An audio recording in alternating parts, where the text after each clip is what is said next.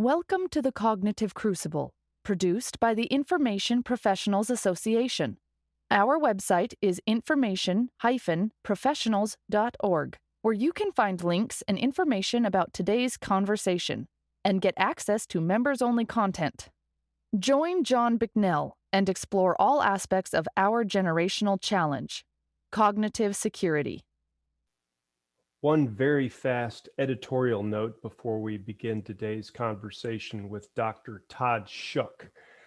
During the conversation, we reference a recently published article by Tod and several colleagues called Information Maneuverability and the Transformation of the Warfighting Environment.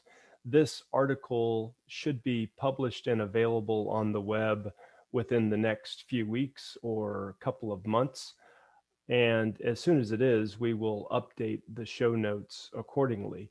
However, there is another article that Dr. Schuck wrote called OODA Loop 2.0, Information, Not Agility is Life. And this is from 2017. And we will have a link to this in the show notes. And it touches on some similar themes. My guest today is Dr. Tod Schuck, who since 1999 has been with Lockheed Martin Rotary and Mission Systems, where he is currently a Lockheed Martin Fellow specializing in information and knowledge fusion and in complex systems architecture and design. He is an adjunct professor at Johns Hopkins University and at Rowan University, where he developed and is teaching a course on command and control. Tod Schuck, welcome to the Cognitive Crucible. Hey, John, thank you so much for having me today. As we just read in your bio, you teach a course on command and control, and that also is frequently abbreviated C2. Could you describe what you mean by C2? Yeah, so there's a lot of definitions for C2, to your point. And a lot of what I do from my course originates from the network-centric concepts that the SecDev was promulgating back, I guess, in the late 90s, early 2000s. And this was put together a lot by Alberts and Hayes.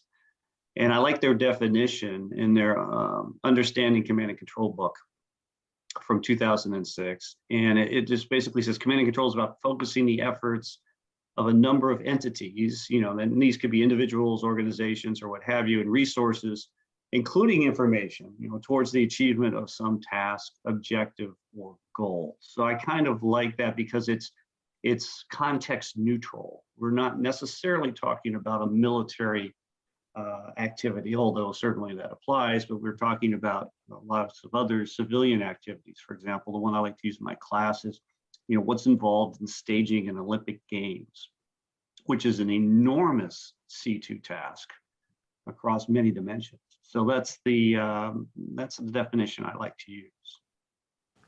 Right. Well, I would love to keep with that last point that you were on. C2 is, at least by my understanding, is most frequently considered in a military context, but it's also applicable in business contexts as well. Could you talk a little bit more about some of the business contexts? Yes, that's an interesting point. So in other podcasts that you've done, I think we're both fans of the OODA Loop, which is largely credited to Colonel John Boyd and what he was doing in terms of establishing, the science and art, I'll say, behind achieving fighter superiority in a dogfighting type of situation. And there's a number of folks that have taken that paradigm, and one of them I like to quote is Keith Hammonds, who wrote an article for Fast Company some years ago, I think 2015, and it applies the strategy of the fighter pilot to business. And the whole idea is that how do you achieve an ability to outmaneuver your competition?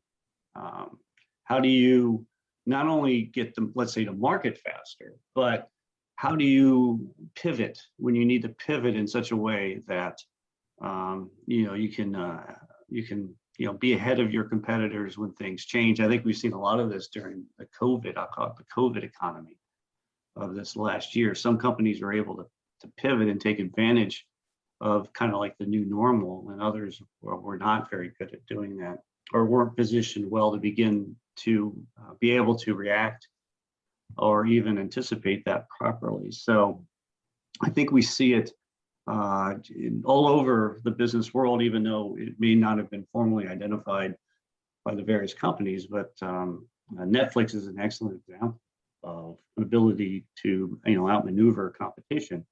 When they went from used to be able to mail CDs back and forth with them of movies, and then they went to streaming rather quickly. I think before a lot of others, and now of course their company and its net worth and the effect that they have on the industry is enormous. So they've done an exceptional job. Disney's done an exceptional job in that domain. And then we can see where other companies weren't very good at this. A great example is Kodak, one of the stalwarts of American manufacturing.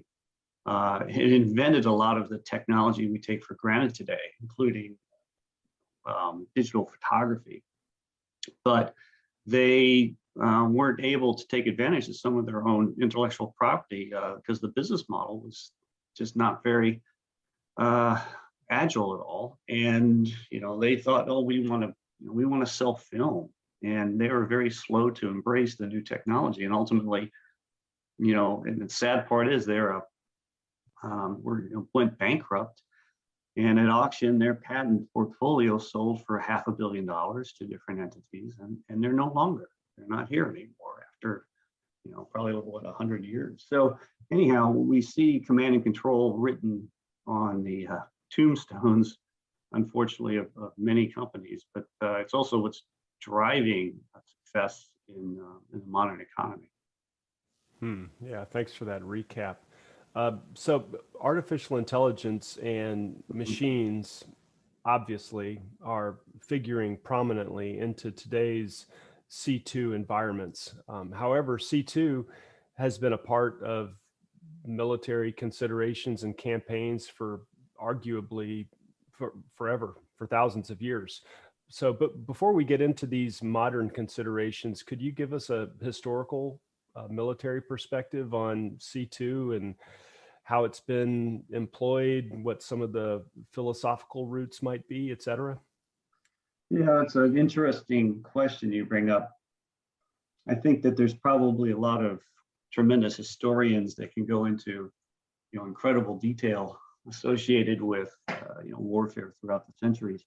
But, excuse me, a good example, and some of the examples I use in my class, is that Alexander the Great, going back quite a ways, was able to sense tentativeness, fear among troops, and he was able to exploit that with and execute rapid thrusts in order to break, the enemy's positions, their lines. This is back with horses and rather I'll say primitive means that they had at the time. Right. But there was a lot of usually your command authority was very much a single person who then would execute it with subordinates. And of course, communication, information was difficult at that time. It's interesting that historically the ability to use information, to gather it, and to send it where it needed to go was very, very difficult. If we look at the slide aside here, right, Reuters, the famous news agency, was started by Julius Reuters, who used carrier pigeons to get stock quotes back and forth in order to beat men on horseback. So it was about information maneuver at that point in order to gain time over the traditional means of being able to communicate.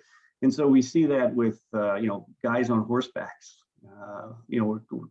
trying to move Caesar's orders, for example. So the legions would go and work concurrently. Wellington in the 1800s was similar. His ability to anticipate enemy's attack and counteract it was led to his success as a commander. But I think we really see it. We see it through the Civil War, which, by the way, the Civil War was the first electronic warfare enterprise. Confederacy and Union armies would break into each other's telegraph networks, and they would send false information, or they would listen to them to get information from the enemy, depending on which side you're on, of course. They were. It was an interesting time in history where we first see that going, and then of course we see that even more in World War I, where we now have the introduction of the radio and the ability to call for fires across long distances, and the ability to establish positions with lighter than air vehicles to get enemy positions, to be able to communicate that. But I think we really see it in World War II, which is kind of my area of where I like to look at, just because of its rich, the rich amount of material that's available there, and just what the Nazis were able to accomplish initially with the concept of the Blitzkrieg, which was about establishing bombing and of course defeating enemies. You tended to ravage wherever you were attacking, and we can see that, of course, in the bombing of London and other places.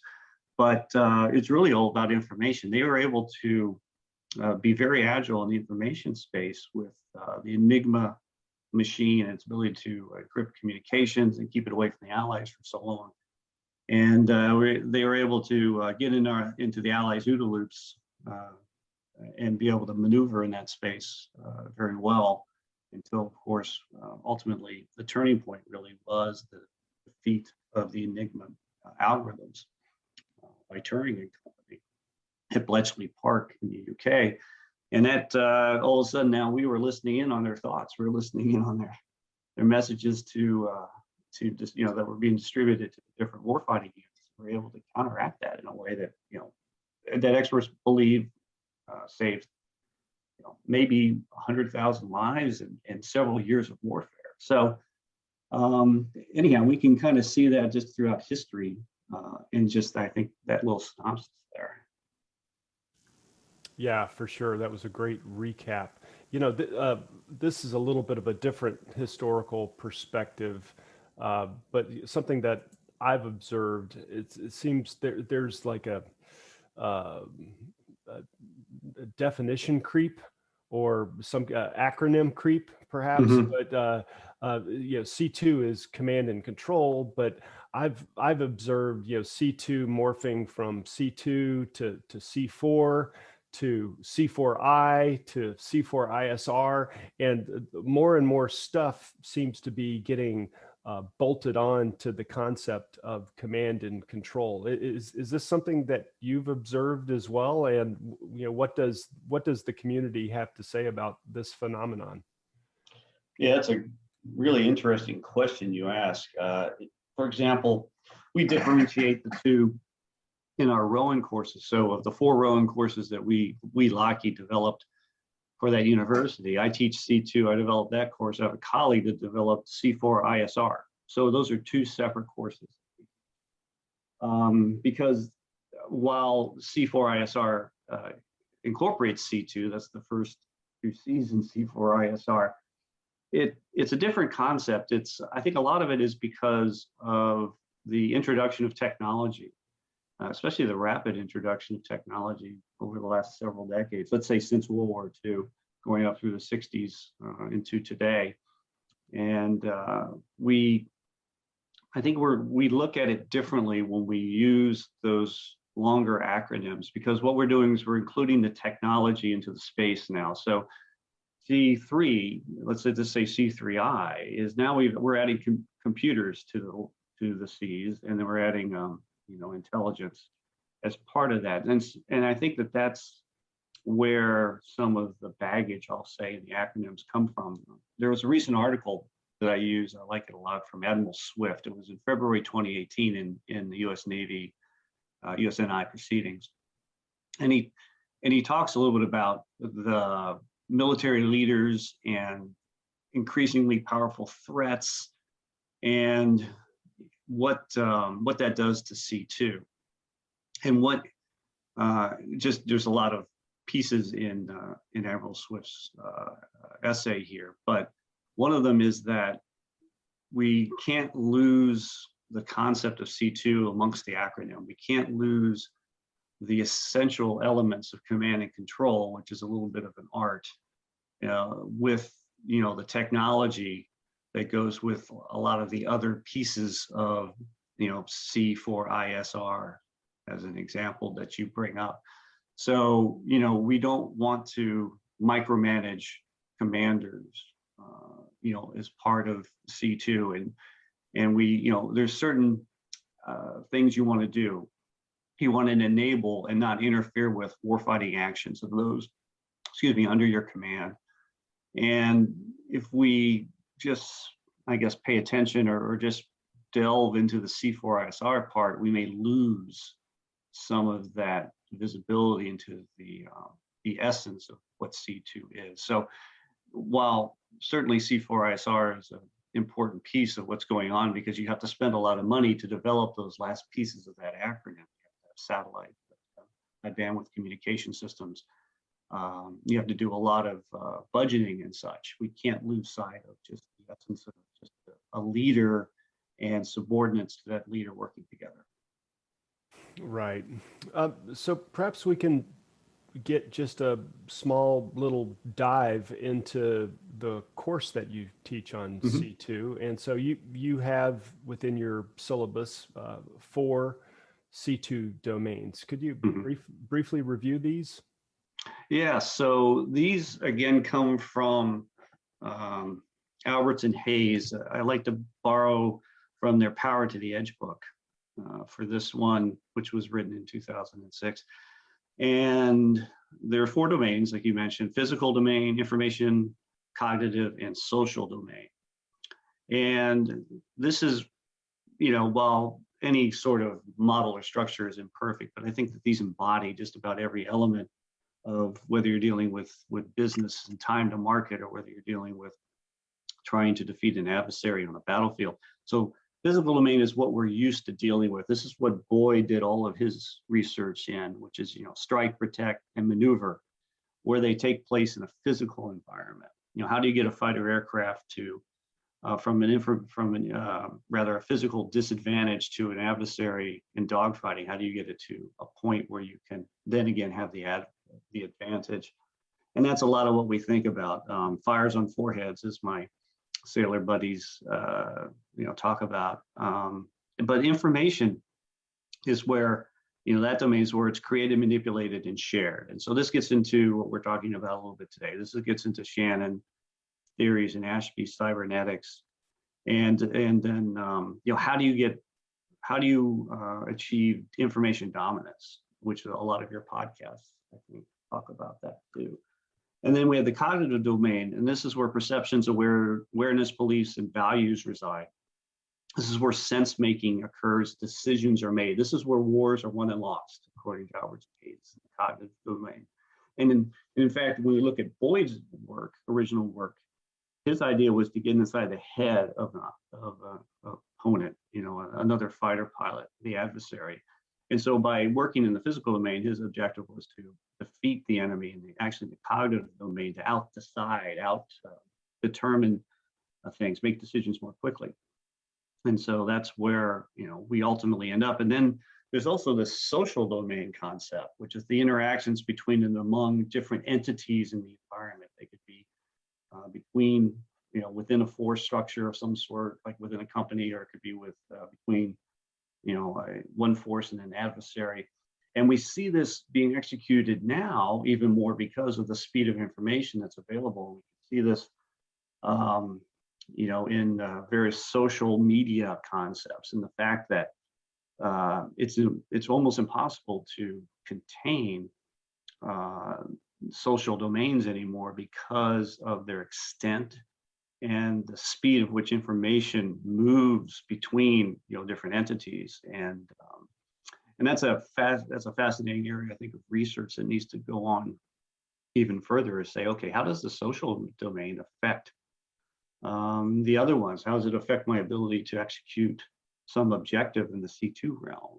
And I just think that that's going to be, a really interesting area to develop further.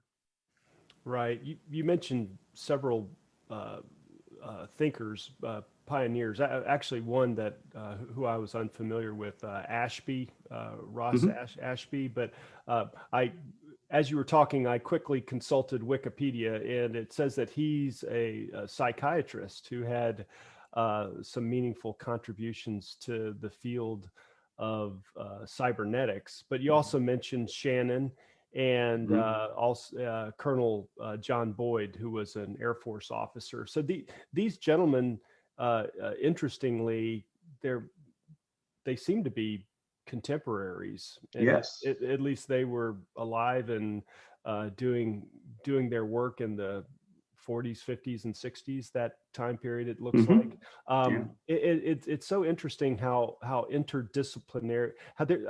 There appears to be like this confluence of thinking and applied research that is coming together from different vantages, and it just really seems to encapsulate a big part of the challenge that we're facing today is, knitting together all of these different thought streams from different disciplines, different vantages into a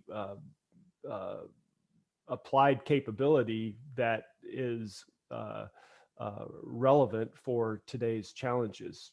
Would you say that that's fair? No, I think that's exactly right.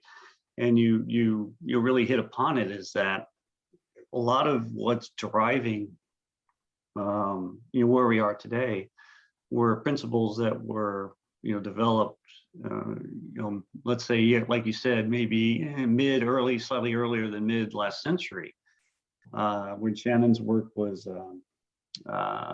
being developed at Bell Labs, when he was at Bell Labs. Yeah. Do you think you could give just a quick download on who Shannon was and what he did? Oh goodness! So that's yeah. you got 1 minute. Go. Yeah, 1 minute. Go. Let's see if my C2 process will work. I'm kidding, but I think just a super quick overview of Shannon would be helpful. Yeah. So I guess real quickly, so Shannon worked, like I just mentioned, primarily in the Bell Labs in the 20s and 30s. This famous paper on information theory was done, I believe, in the late 20s. And it really set the stage for everything that we take for granted today. That's what I teach my students when we look at Shannon's principles involved. And so Shannon's is all about information. It's about channel bandwidth. It's about speed of velocity of information. It's about what you're able to achieve in terms of transmitting information. And so his famous example that he uses in this paper is just something like a telegraph. You're sending, the sender has a certain message construct in their brain, and they're tapping out ones and zeros, and that's going through some medium like a wire. But of course, with wireless systems, you're going through the atmosphere, and it's received, and then it's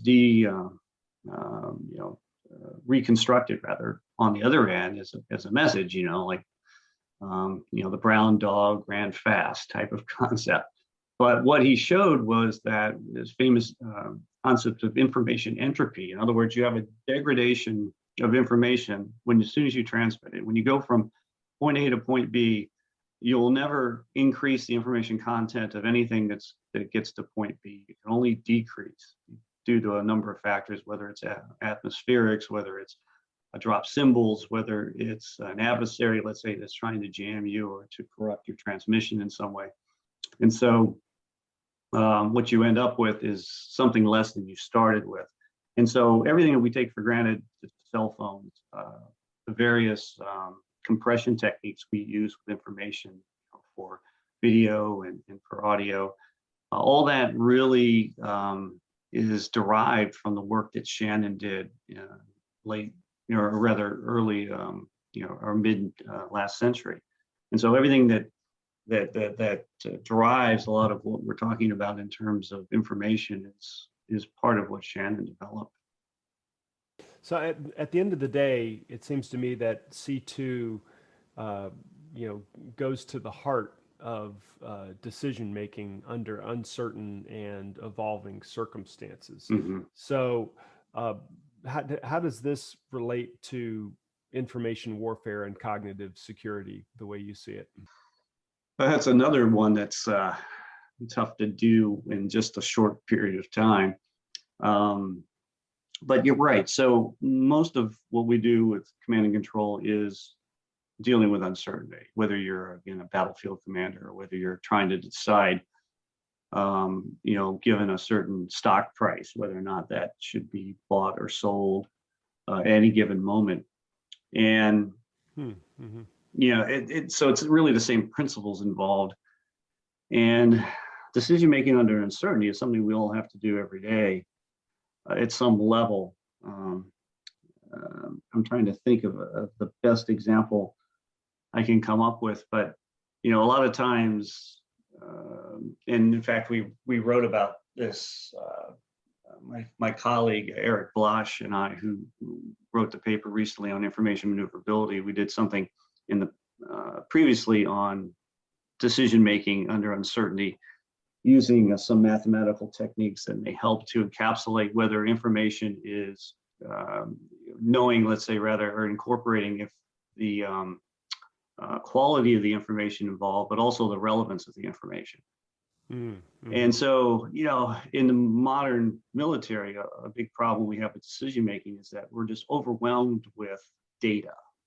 It's coming from everywhere. We've got these high bandwidth pipes now. We're funneling everything in, but we got to get to the information point and then something that you can get to the cognitive point to make a decision on. And so compressing and processing information at the speed of relevance is so difficult now because of the velocity of that information. And so, Intel analysts are just overwhelmed. The human brain can't keep up with the speed of information we're dealing with. I use this example in class, especially with economic systems and high frequency trading and stock markets, is that we're approximately to the point, at least, let's say with the major exchanges. Let's use the New York Stock Exchange as an example. HFT, high frequency trades, account for, I think we're probably up to, let's say, 95% of all trading activity. Is that right? And this is a machines executing decisions. Wow. If we want to look to the future of artificial intelligence and relevance of information and the speed of that information, we could look to the financial sector because it's driving it because of the money involved. Wow. And in the human nervous system runs at 60 miles an hour. So how does a human stand a chance keeping up with the speed of information as it is today? And we can't do it. So decision making, we have to constantly balance uncertainty. We have to constantly balance the CNN effect, which I teach in my course too, that military commanders have to deal with, which is, okay, if I make decision A and it goes wrong, is this going to show up on CNN in the next hour? And so the implications of let's say not poor, but even wrong decisions, how does that affect our ability to even make them? And how do we train machines to help us? So I think a lot of the research going forward, especially in the military, is decision aids, battle management aids. And I think that's a tremendous area where we can certainly do a lot of good in helping the commander determine the best way to go about it in terms of making decisions that are uncertain. And all these decisions are uncertain to a point. And it's both terrifying, I think, and you as a former, well, I shouldn't say former Marine, you're always a Marine, right? But you as a That's right, yeah. former active duty Marine, and people that have to deal with the implications of this sort of rapid information and making decisions quickly and being agile in that decision-making process is in some ways terrifying. Right, and that financial example that you were giving a moment ago, with high frequency trading, famously, gosh, I don't remember what it was. Maybe the 2008 timeframe. There was the flash crash. Or Flash maybe, crash. yeah, where these high frequency trading algorithms were doing their thing, but and also back to your previous concept of these feedback loops and interacting with other other ecosystems. Hmm. Contributed to a rapid decline in the stock market, which was just kind of like part of these social and informational ecosystems interacting with one another. And holy cow, they had to do something quick in order to arrest the stock market drop. Yeah, there was a you're right. And where I did my Ph.D. work at Stevens Institute of Technology, which is right across the river from New York City. There's a group there that does financial engineering, and there's work that's been going on and trying to model the markets using AI, ML techniques to see if they can recreate when the crashes have occurred and try to understand them more and more. But yeah, there's been $1 trillion flash crashes. It's where just instantly or very quickly you lose $1 trillion in market valuation just because of various pieces that come together that like these black swan events, as I'm sure you're familiar with that terminology. And the implications though of that are far reaching, especially in the financial sector where all this stuff is moving so fast you can't really humanly can't really grasp it so much, and then all of a sudden you have these cascade, like you said, these ecosystems colliding and cascading events. And then what do the stock markets do? They throw the breakers. It's like pulling the emergency brake. We're going to stop everything, let it settle out, and then we restart. And then that generally seems to work. But oh my goodness, it's just to me, it's just scary a little bit that we don't really understand how these systems work, and that's one reason why we have these circuit breakers. Right, and the connection points between the systems. So it's not just algorithms and AIs that are executing the high frequency trades, but these same financial institutions have bots that algorithmically tweet information as well that then gets fed back into the reaction from the social ecosystem that informs the next round of trades, and so on and on it goes. Also, another interesting little anecdote that I think speaks to the to the lengths that people will go in order to get just a little bit of advantage in a command and control setting is please help fill in my knowledge gaps here. You're probably aware of this, Todd, but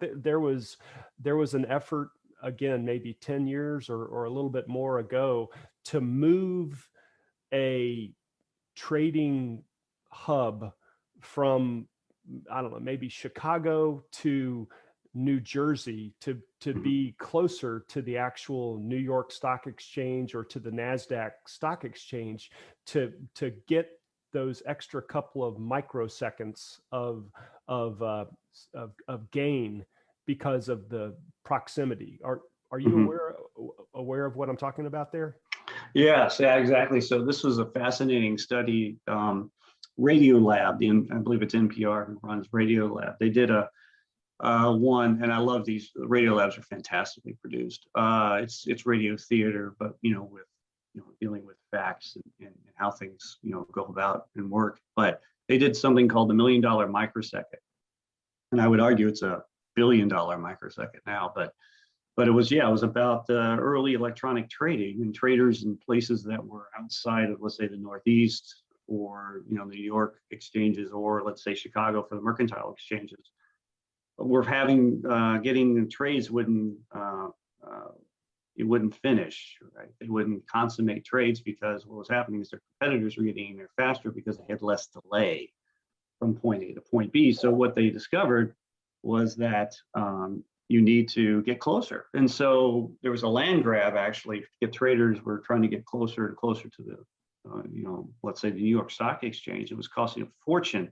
In New York, real estate was being driven up because the first floor, which got you a shorter distance of like fiber optics or coax into the exchange, was more valuable than the second floor, which was slightly longer, or the third floor, which is slightly longer. And so eventually the New York Stock Exchange got wind of this, what was going on, and they actually normalized. So if you're inside their system, if you're a big trading house, big bank, Citibank, or big Morgan Stanley, big trading houses, you can go in and you get connections, and everyone's normalized so that all your servers have the same delay from point A to the New York Stock Exchange in order to keep that land grab. But we've seen it now, though, because information is really where the commodity is, what we're dealing with now. And so the interaction, let's say, between the Mercantile Exchange in Chicago and the New York Stock Exchange in New York City is a big deal, because the price of oil, for example, as it's being traded in the pit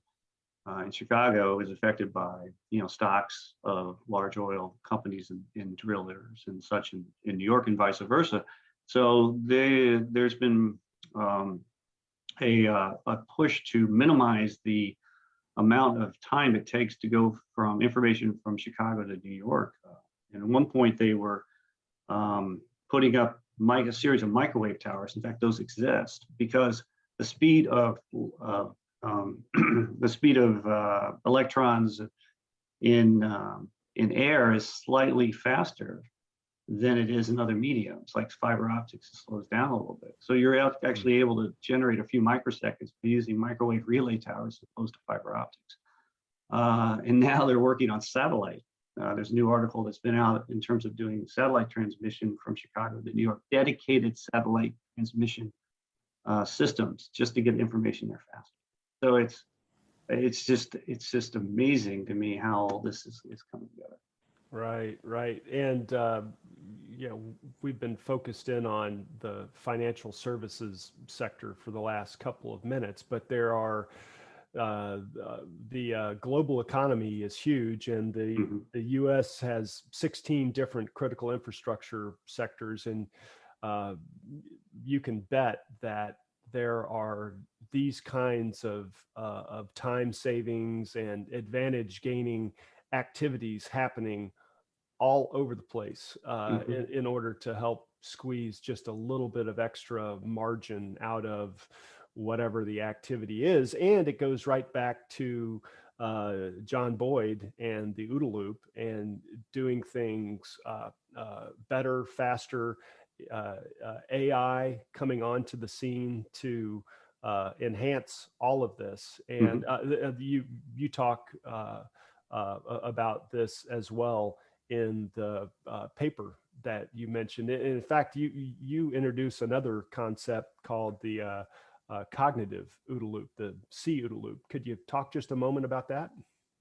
Yeah, the one in the paper you're referring to is one that I did recently with my colleagues, Eric Blash at the Air Force Research Labs and Oliver Gagne at who's in the Army. He's in Connecticut. And we were looking at the concept of transforming Boyd's OODA loop into the information domain specifically, and we came up with the concepts of information power and information maneuverability, which have their analogy from Boyd's original work. But yeah, you have the concept of the C-OODA loop, which is about knowledge reasoning and being able to move more quickly in the OODA, within being able to put context to it and make decisions. And so one of the things we have is a diagram in there that Eric Blash actually put together. And we have like three choices in terms of making decisions. We can be reactive, we can be proactive, or we can be preventative. And sometimes a lot of times, right, you can't choose necessarily what you're doing because you want to be preventative. We want to be able to keep an adversary, be they a competitor in the stock market or what have you. We want to keep them from even being able to orient themselves. So we can constantly spin through this various pieces of our own OODA loop and keep them from even able to orient, even get to the point of being able to make a decision, let's say, even a random decision, which you may, if you can force that not being made, you're in a premier state.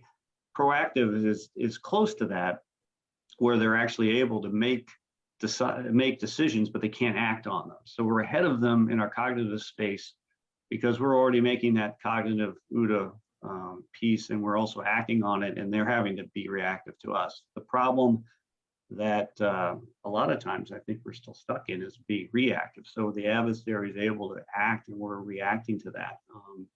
A good example that Keith Hammonds uses in his Fast Company article I mentioned before is, the 9/11 events that occurred in the U.S. were an example of where the terrorists got inside of our cognitive OODA loops for just at least a short period of time, and we didn't know what to do. In my class, when I show the airspace and the FAA's reaction to the hijacked aircraft that were run into the Pentagon, into the World Trade Center, and we see, though it's rather remarkable, we see a whole national aerospace entity get shut down in a matter of, let's say, less than an hour.